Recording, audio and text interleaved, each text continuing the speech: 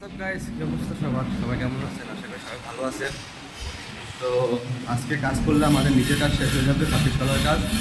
আমরা 27 তলা উঠে আমি আগামীকাল উঠে যাবো।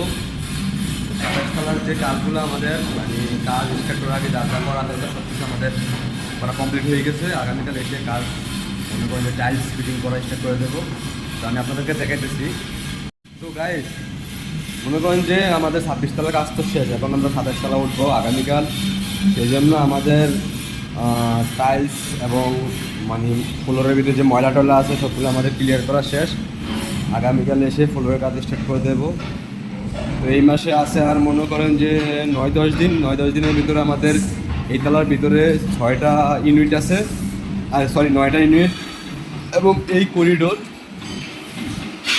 এগুলা কমপ্লিট করার চেষ্টা করবো। যদি কমপ্লিট না হয় তাহলে আমাদের যে বেতনটা সেটা কাভার হওয়া কষ্ট হয়ে যাবে, কারণ এখানে রেট অনেক কম। সেই জন্য মনে করেন যে কাজ খুব দ্রুত করতে হবে, এই 9-10 দিনের ভিতরে এই কাজগুলো আমাদের শেষ করতে হবে। তো আমরা মিস্ত্রি আছি আপনার মানে মনে করেন যে ফুল মিস্ত্রি আছে হলো 3 জন, আর হাফ মিস্ত্রির চেয়ে একটু ভালো জানে আছে 2 জন।